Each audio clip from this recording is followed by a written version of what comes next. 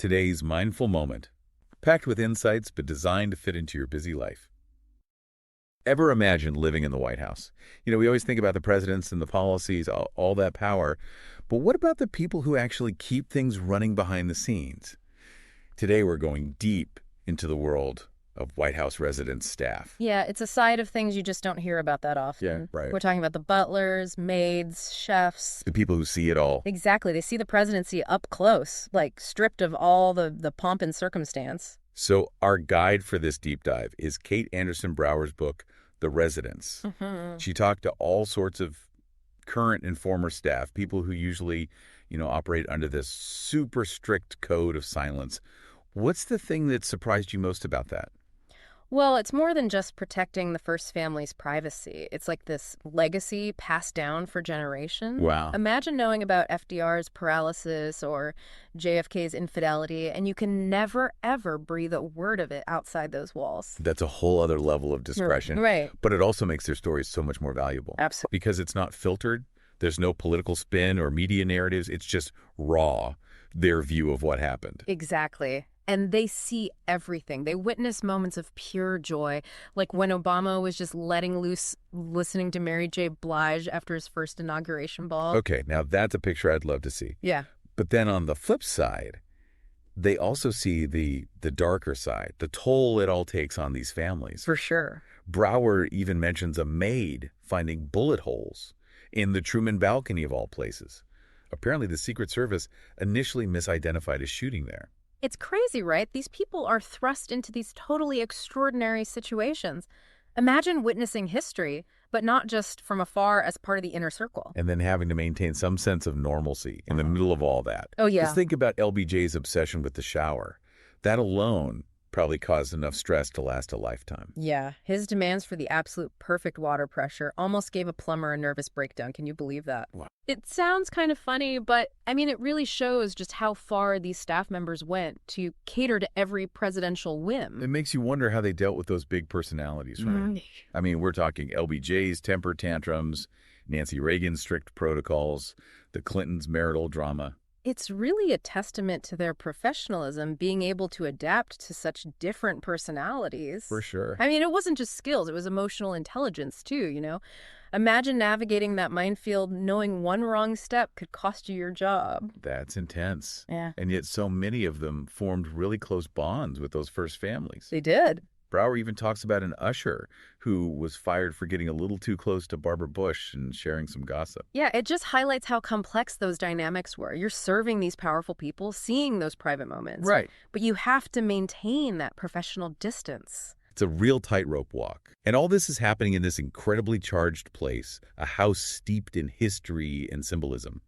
But it's easy to forget it's also a workplace with the same problems any workplace has. Oh, yeah, definitely. And one of the things Brower talks about, it's pretty disturbing, actually, is the history of racial inequality among the resident staff. Right. For decades, African Americans were pushed into those lower-paying domestic roles. It's a reminder that even in a place meant to represent democracy and equality, those ideals weren't always put into practice. Exactly. Imagine being a black butler serving presidents and dignitaries, but at the same time facing prejudice from visitors. Wow. It's a real clash, forces you to confront some uncomfortable truths about power and privilege in America. Brower talks about how people navigated the system in different ways.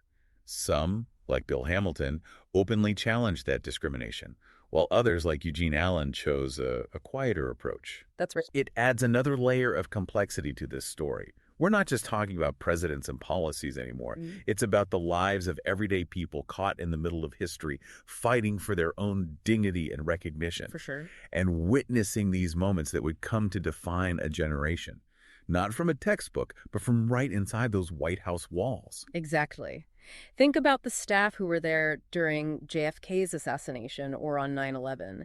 They lived through those events not just as Americans, but as the people entrusted with keeping things running, keeping things normal amidst all that chaos. Wow.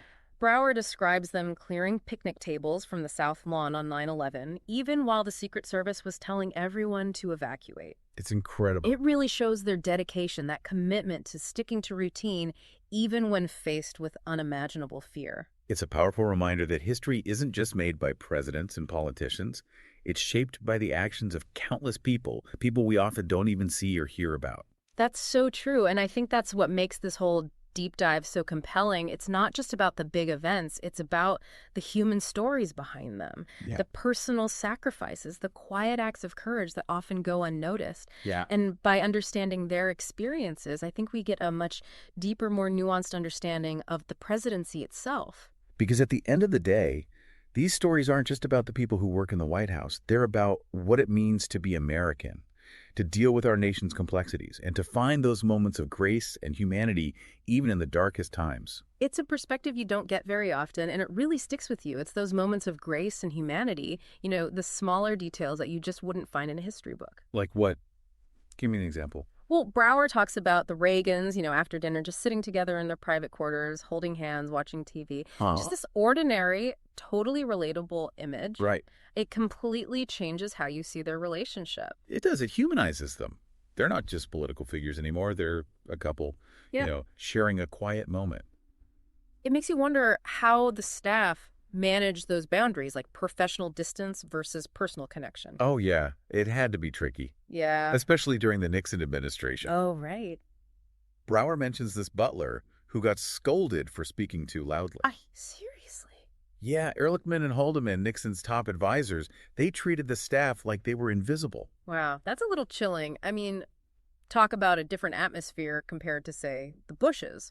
They were known for being so warm and friendly with the staff. Totally different. It really shows how each administration brought its own vibe to the White House. Yeah. The staff had to be so adaptable, constantly adjusting to different personalities, different expectations. Like chameleons almost, Mhm. blending in, anticipating needs, making sure everything runs smoothly. Exactly. And that's where the chief usher comes in.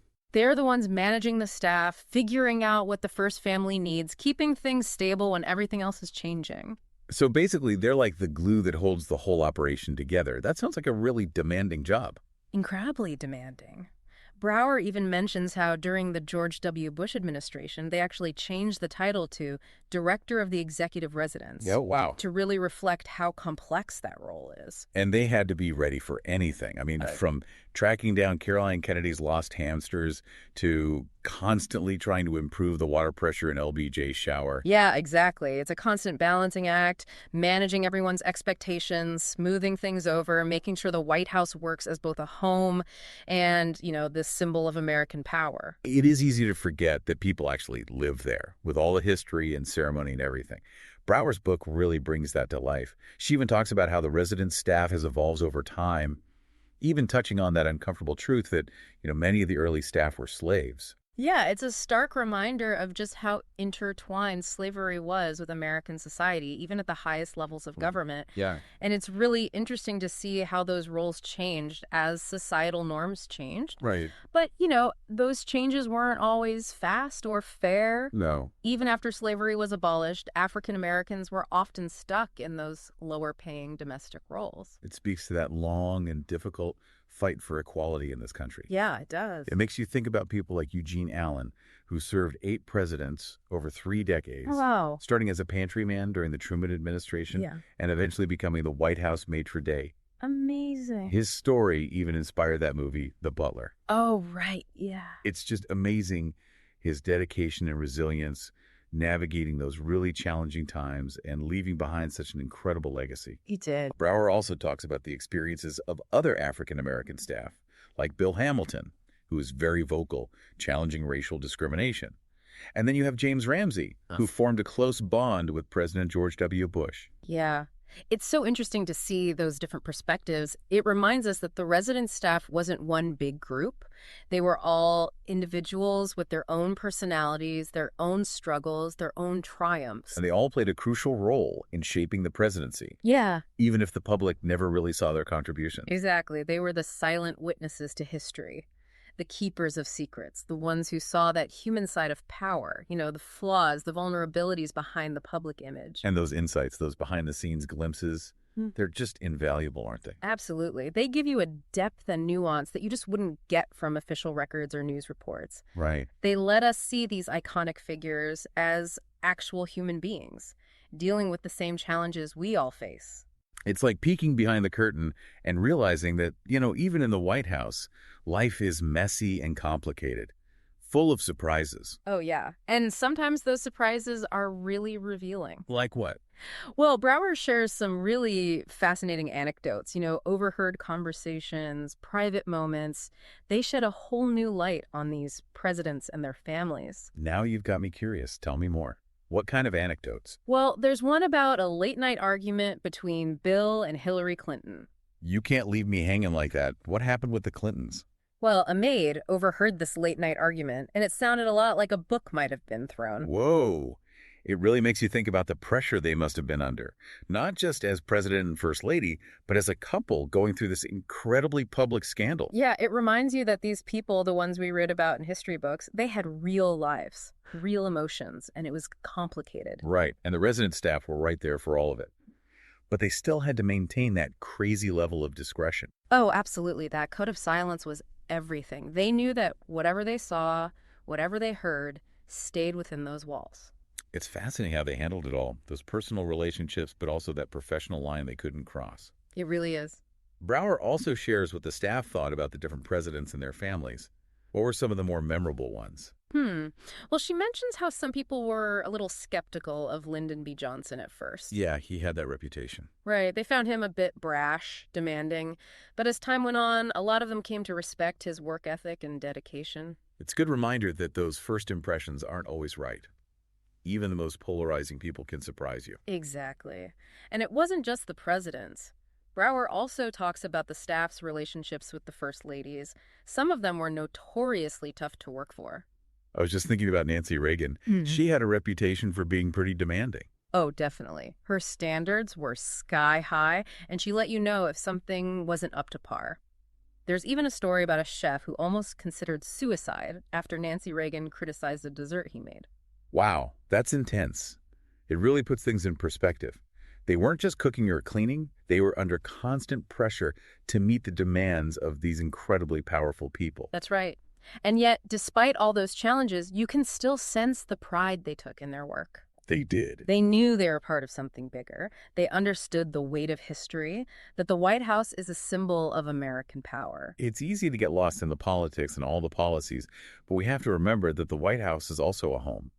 And these were the people who made that home function, who created a sense of normalcy amidst all the chaos. Exactly. The silent guardians, keeping everything running smoothly behind the scenes, making sure the president and their family could focus on, leading the nation. And their stories give us this unique, invaluable perspective on the presidency.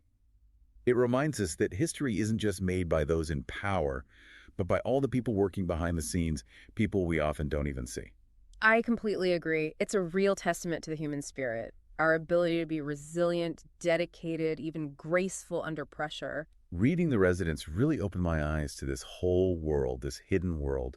I'm so glad Brower brought these stories to light. Me too. It's a must-read for anyone interested in American history, the presidency, even just the dynamics of power and how people serve. I couldn't agree more. It reminds you that history is more than just dates and events. It's about the human stories behind those moments. And sometimes the most insightful stories are the ones we hear the least. Well said. So next time you see the White House, in a picture or on TV, take a minute to think about the people working behind the scenes. Those are the people who keep everything running. Their stories are just as important, just as compelling, and just as vital to understanding what the presidency really is. I love that. We've only scratched the surface of this fascinating world, and I really encourage everyone listening to dig deeper. Pick up a copy of The Residents by Kate Andersen Brower. I guarantee you'll come away with a much deeper appreciation for the people who shape the presidency behind the scenes. And that's a wrap on our deep dive into the world of the White House Residence staff. We hope you enjoyed it. Make sure to subscribe to our channel for more thought-provoking explorations of history and culture, all those hidden corners we love to explore. Don't forget to subscribe to the deep dive Yeah. for more captivating explorations of knowledge.